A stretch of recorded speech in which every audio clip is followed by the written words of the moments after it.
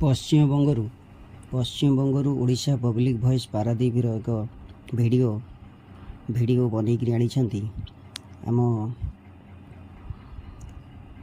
ଯୁବ ସମାଜସେବୀ ମମତା ସାମଲ।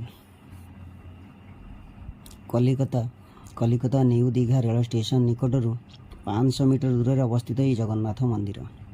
ଏଠାରେ ଓଡ଼ିଶାର ଶ୍ରୀମନ୍ଦିର ଭଳି ଏଠାରେ କୌଣସି କଟକଣା ନାହିଁ। ଏହି ମନ୍ଦିରକୁ ସବୁ ଧର୍ମର ଲୋକମାନେ ପ୍ରବେଶ କରିପାରିବେ।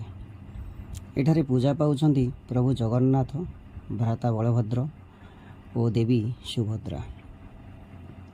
ଓଡ଼ିଶାର କଳାକାରମାନେ କାଠରେ ସୁନ୍ଦର ଭାବରେ ମୂର୍ତ୍ତି ତିଆରି କରିଛନ୍ତି। ମନ୍ଦିର ନିର୍ମାଣ ପାଇଁ ରାଜସ୍ଥାନର ବଂଶୀ ପାହାଡ଼ପୁରରୁ ଗୋଲାପୀ ପଥର ଅଣାଯାଇଥିଲା। ଚଟାଣ ପାଇଁ ଭିଏତନାମରୁ ମାର୍ବଲ ମଗାଯାଇଥିଲା। ମନ୍ଦିରର ଉଚ୍ଚତା 213 ଫୁଟ, 65 ମିଟର। ଏହି ମନ୍ଦିରଟି 20ରୁ 24 ଏକର ଜମି ଏହି ମନ୍ଦିରର ବ୍ୟବହାର ପାଇଁ ଲଗାଯାଇଛି। ଏହି ମନ୍ଦିରକୁ ପଶ୍ଚିମବଙ୍ଗର ମୁଖ୍ୟମନ୍ତ୍ରୀ ମମତା ବାନାର୍ଜୀ 30 ଏପ୍ରିଲ 2025 ଅକ୍ଷୟ ତୃତୀୟା ପୂର୍ବ ଦିନ ଆନୁଷ୍ଠାନିକ ଭାବେ ଉଦ୍ଘାଟନ କରିଥିଲେ। ପଶ୍ଚିମବଙ୍ଗରେ ମନ୍ଦିରଟି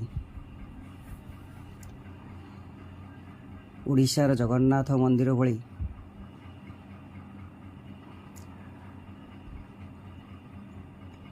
ସବୁ ପ୍ରକାର ସୁବିଧା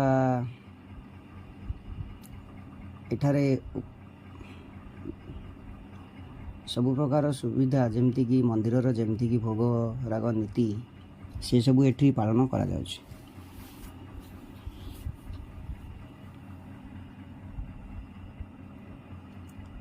ଆଉ ଆମର ଯୁବ ସମାଜସେବୀ ମମତା ସାମଲ ତାଙ୍କର ବନ୍ଧୁମାନଙ୍କ ସହିତ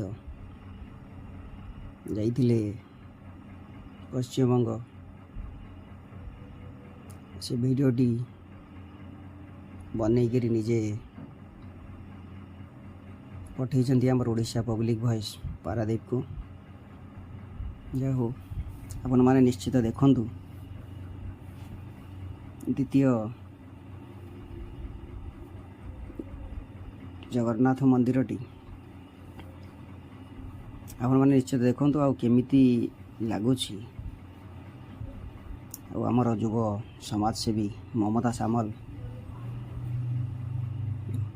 ସେ ତାଙ୍କର ମୋବାଇଲରୁ ସୁଟ୍ କରିଥିବା ଏ ଭିଡ଼ିଓଟି ଆପଣମାନଙ୍କୁ କେମିତି ଲାଗୁଛି ଆପଣମାନେ ନିଶ୍ଚିତ ମତାମତ ଦେବେ।